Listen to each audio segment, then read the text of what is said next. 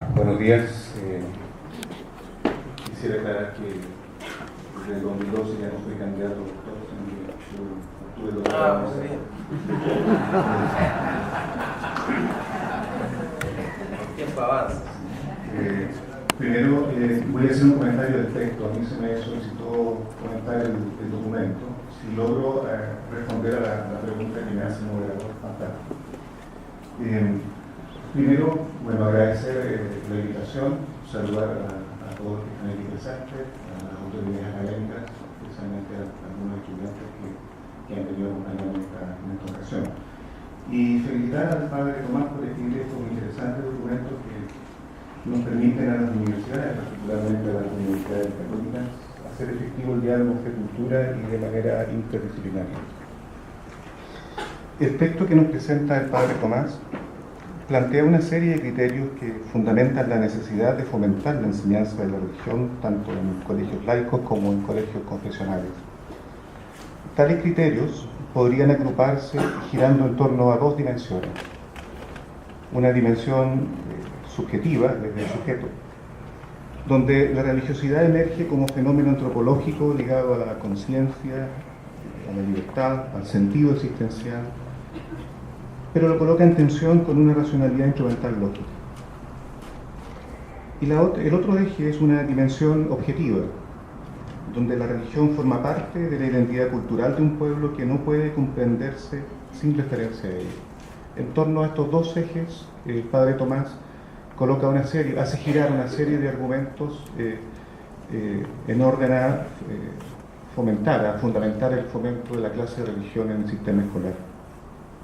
Por una cuestión de tiempo, ya recordada por el moderador, y por mis intereses académicos, solo me voy a remitir al eje que tiene que ver con la subjetividad, con la dimensión subjetiva. Precisamente en las páginas 9 y 10 del texto se manifiesta ya la tensión señalada. En efecto, la religión es presentada como un aporte al descubrimiento de sentido que tiene la vida, que tiene la muerte, el amor, el odio, etc. Descubrimiento que se haría a través de racionalidades humanas como la poética, como la racionalidad filosófica, como la racionalidad religiosa, poco valoradas y en contraposición, o sea, enfrentadas, señala el texto, con la racionalidad instrumental lógica. De este modo, el utilitarismo que emerge como consecuencia del uso de este tipo de racionalidad aparece enfrentado también al misterio, a la gratuidad, a la trascendencia religiosa, que se manifiestan como constitutivos esenciales de la existencia humana. Entonces, ahí hay los paralelos o las tensiones entre estos dos tipos de racionalidades. Entre las páginas 19 a la 22, esto se retoma con mayor rigor a propósito de las razones del renacer del fenómeno religioso que señala el autor. Por cierto, ahí se indica que la conciencia viene a ser la sede donde el ser humano tiene la experiencia religiosa, experiencia de donde emerge la cotidianidad de la pregunta por el sentido.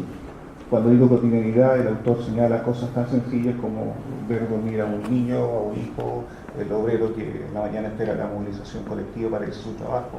En esas circunstancias cotidianas emerge la pregunta por el sentido. Lo que indicaría que el hecho religioso, la apertura a la trascendencia, hunde sus raíces en lo más profundo de lo humano.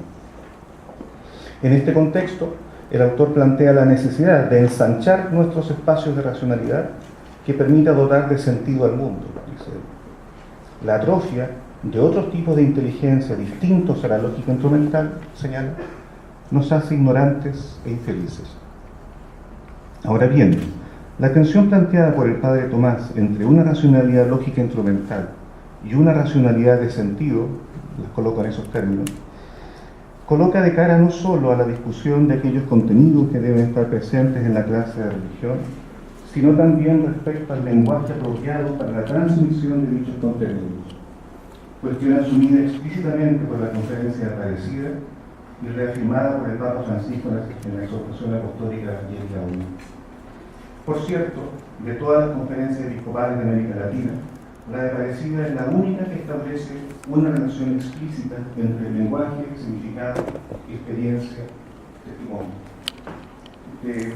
Por lo menos 6 citas o textos que yo descubrí dentro de ese documento, me limito lo voy a señalar dos. Por ejemplo, en el contexto de los desafíos que tiene la Iglesia en este momento de la historia, la Parecida plantea que en la pastoral en general persisten lenguajes poco significativos para la cultura y para los jóvenes. Lenguajes que soslayan la notación de códigos existencialmente relevantes en las sociedades influenciadas por la posmodernidad y marcadas por un amplio pluralismo social y cultural. En otro texto, en el 341, en el contexto de los desafíos que le competen a las universidades católicas, plantea la necesidad de realizar investigación teológica que ayude a la fe a expresarse en lenguaje significativo. En definitiva, este es el único documento eclesial de este nivel que establece una relación directa, explícita entre lenguaje y significatividad. Lo señalado, entonces, pone a la educación religiosa ante el desafío de pensar a fondo qué significa para ella lenguaje significativo. En efecto, ello comportaría pasar desde un criterio hermenéutico basado en una racionalidad lógica instrumental hacia uno basado en una racionalidad de sentido, lo cual implica, a su vez, colocar a la razón al servicio de la pregunta por el sentido que tiene la realidad humana en sus relaciones consigo mismo, con el mundo, con nosotros y con Dios, y no al mero servicio de la pregunta por el funcionamiento, o sea, por el problema, que esta realidad y relaciones confortan. Es sabido que, respecto a la educación e investigación, una de las características de la llamada modernidad, tal vez una de las más importantes, fue que en la relación objeto-sujeto privilegió al objeto. La consecuencia de ello ha sido el positivismo científico y también el positivismo teológico, que han constituido los paradigmas básicos desde los cuales se habían construido y legitimado los modelos formativos, tanto a nivel de programas de contenidos, en donde el acento se había puesto en la seguridad de la información empírica y lógicamente verificada, como a nivel de estrategia de enseñanza-aprendizaje, las cuales tenían por objeto asegurar que el alumno, o sea, el sin luz, pudiera adquirir la mayor cantidad posible de información a objeto de almacenarla insistentemente en la memoria de su cerebro. El concepto de inteligencia que estaría subyaciendo aquí estaba reducido a la capacidad lógica resolutiva de problemas y a la capacidad de retención de información, es decir, a la dimensión cuantitativa del humano. Hoy la computación realiza esto de manera más precisa y eficiente. El tema adquiere relevancia si consideramos que la plenitud, la felicidad, el bienestar subjetivo, como se dice hoy día, a que se orienta constitutivamente todo ser humano, no es necesariamente fruto de una relación nocional con la realidad, la cual nocional, la cual puede estar más bien vinculada a una relación instrumental con ella, posibilitadora de una planificación estratégica a favor de un desarrollo del progreso cuantitativo de la historia, verificable mediante indicadores de productividad, pero que tiende a soslayar la dimensión de plenitud que comporta la historia para los sujetos. Una sociedad con altos indicadores de productividad económica no indica necesariamente, como señala el texto del Padre Tomás, que sus integrantes vivan felices en un ambiente de fraternidad y confianza. Ciertamente, dicho desarrollo, que en sí es bueno, el desarrollo cuantitativo, comienza a dejar de serlo cuando se verifica que es la asociación entre la lógica racional instrumental, el poder y el egocentrismo, la dimensión cuantitativa del humano, lo que se puede verificar empíricamente, es la única gestora de su planificación. En esa asociación, la racionalidad lógica es puesta al servicio de las demandas del instinto egocéntrico y del poder, quedando de lado la atención a la construcción del desarrollo de una plenitud de la historia. Esta última, en efecto, supone abrirse a un concepto de racionalidad que supere la estrechez lógica cuantitativa a la que ha estado reducida e incorpore la conciencia, entendida como sede desde donde se capta el sentido de la realidad y a la libertad que decide en su orientación al mundo, a los otros y a Dios a base de esa captación de sentido.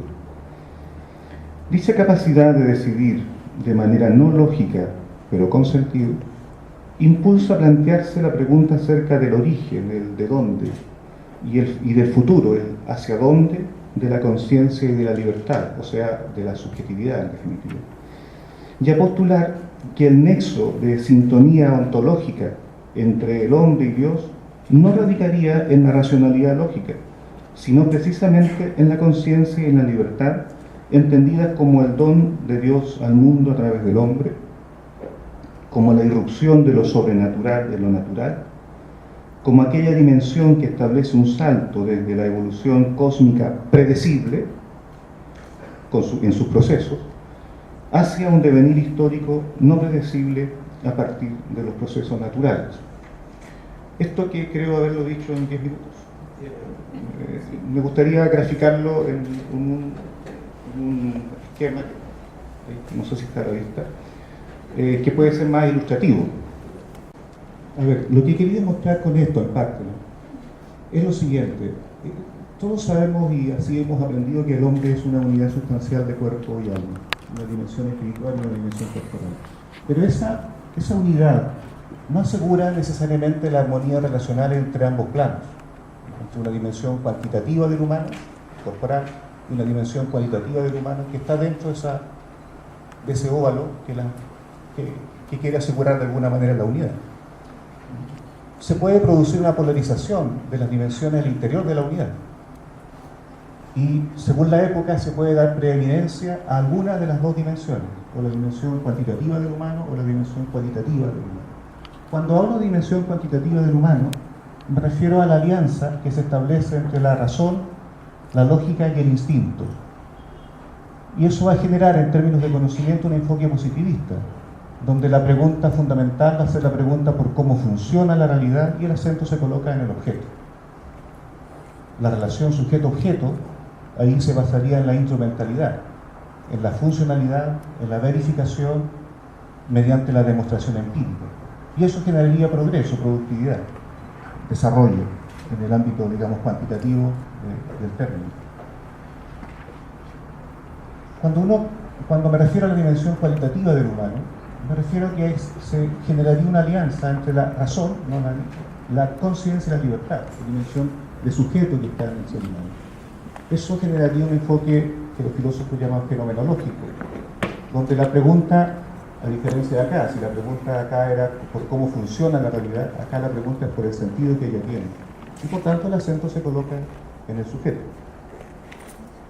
La relación sujeto-objeto ahí se basa en la gratuidad, o en altas dosis de gratuidad, y la verificación no necesariamente es una verificación mediante demostración empírica o lógica, sino que la verificación es una suerte de mostración testimonial que implicaría, por tanto, un desarrollo hacia la plenitud. Lo riesgoso de esto es polarizar esto, ¿no?, o colocarlo como en contraposición, o esto o esto. El tema es qué de esto hay en esto y qué de esto hay en esto. Pero sin duda, lo que plantea de alguna manera el texto del padre Tomás es una tensión en estos dos niveles de la realidad mirado desde el punto de vista antropológico. Ahí dejo para ver si después podemos conversar sobre ello. Muchas gracias.